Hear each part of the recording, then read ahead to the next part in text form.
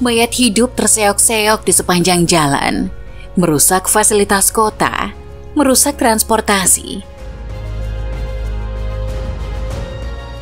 Ada juga warga sipil yang mempersenjatai diri dengan pistol, pisau, bahkan pedang. Yang Min Gyo bicarakan ini bukan film ya Gelovers, melainkan peristiwa nyata di salah satu kota negara bagian di Amerika Serikat. Serem nggak tuh? Yuk, simak ulasan geografi berikut ini mengenai Philadelphia yang berubah menjadi kota zombie.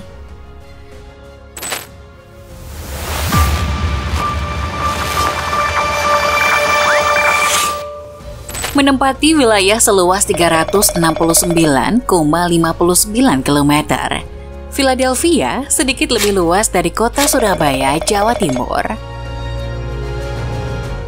Dari total luas wilayah ini, 347,52 km persegi adalah tanah dan 22,07 km persegi berupa air. Kota ini berbatasan dengan 6 kabupaten yang berdekatan, yakni Montgomery di barat laut, Bucks di utara dan timur laut. Di sebelah timurnya ada Burlington County, di tenggara ada Camden County, New Jersey, Gloucester County, New Jersey di selatan, dan di barat dayanya ada Delaware County. Perairan di dalam dan sekitar Philadelphia meliputi Sungai Delaware, Sungai Schuylkill, serta Cobbs, Wissahickon, dan Pennypack Creeks. Titik tertingginya berada di Bukit Chestnut, sekitar 136 meter di atas permukaan laut. Philadelphia terletak di zona iklim sedang. Musim panas biasanya panas dan lembab. Musim gugur dan musim semi umumnya sejuk, dan musim dingin, dingin pada umumnya.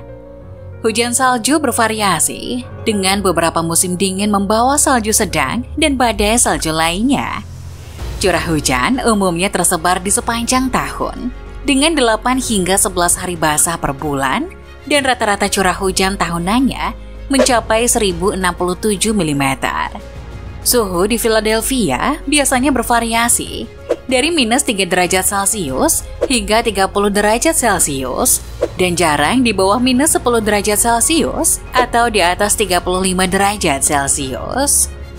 Menempati peringkat 1 dari 2.570 kota yang ada di negara bagian Pennsylvania, Amerika Serikat, Philadelphia adalah kota terpadat sekaligus terbesar populasinya. Menurut World Population Review, Philadelphia memiliki populasi sebesar 1.527.886 di tahun 2023, menjadikannya juga sebagai kota dengan populasi terbanyak ke-6 di Amerika Serikat. Dalam hal ekonomi, Philadelphia adalah pusat kegiatan ekonomi di Pennsylvania. Sektor ekonomi meliputi jasa keuangan, perawatan kesehatan, teknologi informasi, perdagangan dan transportasi, manufaktur, penyulingan minyak, pemrosesan makanan, pariwisata, dan bioteknologi.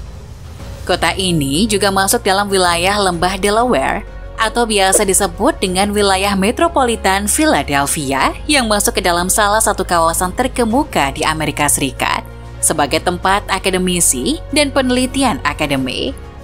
Wilayah ini memiliki sejumlah besar universitas yang dikenal secara global dan berperingkat tinggi, termasuk University of Pennsylvania, Universitas Drexel, Universitas Thomas Jefferson, Universitas Rowan, Universitas Villanova, Universitas Temple, Universitas Rutgers Camden, Universitas LaSalle, Universitas Delaware, dan Universitas Stockton.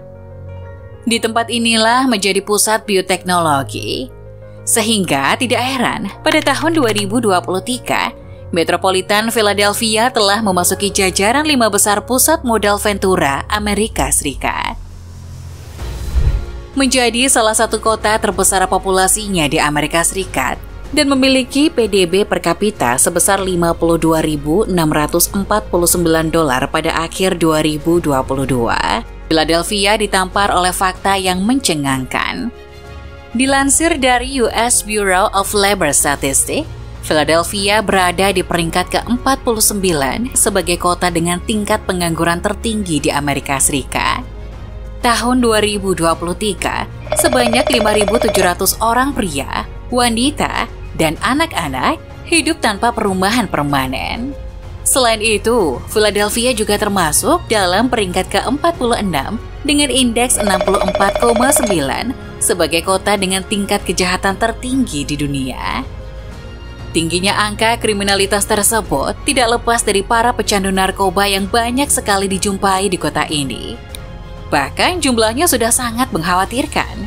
Pada tahun 2021 saja, Philadelphia kehilangan 1.276 orang karena overdosis fatal, meningkat 5% dari tahun sebelumnya. Menurut data dari kantor pemeriksa medis Philadelphia, kematian ini lebih banyak 3 kali dari jumlah orang yang terbunuh oleh kasus pembunuhan di Philadelphia. Lihatlah lusinan orang yang acak-acakan menggigil di tengah malam ini.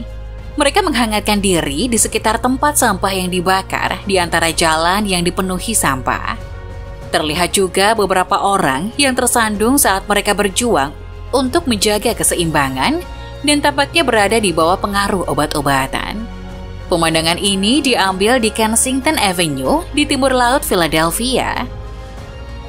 Lingkungan ini sebelumnya dijuluki sebagai pasar narkoba terbuka terbesar di pantai timur oleh pejabat DEA menurut New York Times. Kensington sendiri adalah daerah berpenghasilan rendah. Setelah industrinya hilang pada tahun 1960-an selama deindustrialisasi, dan selanjutnya banyak populasi kelas pekerja berimigrasi ke pinggiran kota. Wilayah ini secara historis dikenal sebagai tempat kerusuhan nativis Philadelphia pada abad ke-19, yang juga merupakan tempat kelahiran KNA Gang, yang saat ini dikenal sebagai Mob Irlandia Timur Laut Philly, sebuah jaringan kejahatan terorganisir Irlandia Amerika. Namun Kensington sekarang tidak hanya berisi pengangguran dan tunawisma, namun juga berisi para pecandu.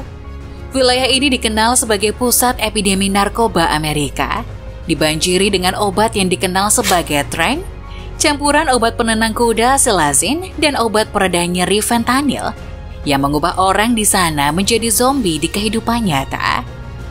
Di tempat ini bisa kita lihat orang-orang yang berserakan dengan luka kaki, tangan bengkak, dan bahkan kehilangan anggota tubuh di sepanjang jalan. Di sini, setiap orang dapat membeli heroin fentanyl dengan dosis mematikan seharga $5. Tidak jarang, penduduk setempat yang melewati daerah tersebut melihat orang tergeletak tak bergerak di trotoar. Jarum suntik juga terlihat berserakan. Bahkan ada yang terang-terangan menggunakannya di depan mata. Sebenarnya jarum suntik ini oleh petugas kebersihan setempat telah dibersihkan setiap harinya. Namun, tetap saja setiap hari pula jarum-jarum ini berserakan kembali. Para pecandu ini ketika mereka lepas kendali sering menghancurkan toko-toko dan menjarahnya. Selain itu, sebagian besar tunawisma yang ada di sini datang dari berbagai tempat di Amerika. Mereka ke sini untuk melakukan transaksi obat-obatan terlarang. Dan biasanya mereka akan menetap di sini, tidak bisa pergi karena kecanduan seperti terjerat rantai setan yang berulang. Pemandangan kumuh. Jarum suntik berserakan dalam jumlah yang tidak wajar, penemuan mayat entah karena overdosis, bunuh diri atau pembunuhan adalah hal yang biasa di Kensington, Philadelphia. Hal ini juga yang mendorong warga sipil, terutama pemilik toko, mempersenjatai diri mereka. FYI nih, Gelovers, tidak semua tempat di Philadelphia adalah sarang narkoba ya. Ada kok tempat-tempat yang aman dan nyaman untuk ditinggali. Seperti di Busselton, Somerton, dan Fox Chase. Tempat-tempat tersebut memiliki tingkat kejahatan jauh di bawah rata-rata Philadelphia. Sama halnya dengan para pecandu ini, tidak semuanya dengan sengaja dan sadar menggunakan obat-obatan terlarang. Ada juga dari mereka yang menjadi korban dari orang yang tidak bertanggung jawab. Drug Enforcement Administration memperingatkan masyarakat Amerika tentang peningkatan yang mengkhawatirkan dalam kematian dan ketersediaan pil resep palsu yang mengandung fentanyl dan selazin. Jaringan narkoba kriminal internasional dan domestik memproduksi pil palsu secara massal, secara salah memasarkannya sebagai pil resep yang sah, dan membunuh orang Amerika yang tidak menaruh curiga. Pil palsu ini mudah dibeli, tersedia secara luas, dan seringkali mengandung fentanyl dalam dosis yang mematikan. Pil yang dibeli di luar apotik berlisensi adalah ilegal, berbahaya, dan berpotensi mematikan. Selazin adalah obat bius yang biasa digunakan untuk hewan besar seperti kuda dan rusa, tetapi tidak aman untuk digunakan pada manusia dan dapat menyebabkan efek samping yang serius dan mengancam jiwa. Dilansir dari Center of Disease Control and Prevention, dari 50 negara bagian Amerika Serikat, Pennsylvania masuk urutan keempat negara bagian yang memiliki jumlah kematian overdosis tertinggi pada tahun 2021, yakni mencapai 5.448 kematian. Lebih banyak narkoba dijual di Philadelphia daripada di kota lain manapun di Pennsylvania, dan sebagian besar tingkat menengah dan mungkin beberapa distributor eceran di seluruh negara bagian mendapatkan suplai narkoba mereka dari pengedar Philadelphia. Philadelphia adalah pusat distribusi utama dari titik transshipment untuk komunitas legal dan ilegal yang ditujukan ke kota-kota lainnya di Pennsylvania, terutama wilayah Atlantik Tengah lainnya seperti Delaware, Maryland, New Jersey, New York, Virginia, dan Virginia Barat. Pemerintah setempat dalam rangka menekan pertumbuhan angka overdosis telah melakukan beberapa langkah seperti mendistribusikan naloxone kepada warganya. Naloxone adalah obat penyelamat jiwa yang dapat membalikan overdosis opioid dalam beberapa menit. Pada tahun 2022, Departemen Kesehatan Masyarakat Philadelphia mendistribusikan 54.036 dosis naloxone kepada masyarakat dan memasang menara naloxone Near Me pertama, memasang mesin penjual otomatis 24 jam yang membagikan naloxone secara gratis kepada penduduk di Philadelphia Barat. Selain itu juga meningkatkan akses ke pengobatan dan kantor layanan tunawisma dan juga merampingkan sistem layanannya agar dapat diakses dengan mudah. Hasilnya, lebih dari 400 orang telah mengakses layanan tunawisma dan layanan perawatan dalam 100 hari. Departemen Kesehatan Perilaku dan Cacat Intelektual juga menjalankan program Fun Keliling untuk melakukan perawatan luka kepada orang yang di jalan atau tempat-tempat terpencil yang mengalami infeksi luka akibat penyuntikan selazin. Ada juga MDO Community Services yang menciptakan 4.177 peluang kerja bagi penduduk yang terlindung dan tidak terlindung melalui Same Day Work Pay, program pekerjaan sementara dengan hambatan rendah untuk meminimalisir pengangguran yang berujung pada tunawisma dan obat-obatan.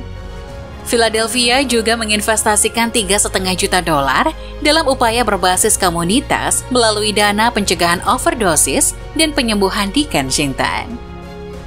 Kota Philadelphia sendiri mendapatkan bagiannya dari pemukiman opioid nasional dan akan menerima sekitar $200 juta untuk mendukung berbagai strategi respon krisis selama 18 tahun ke depan.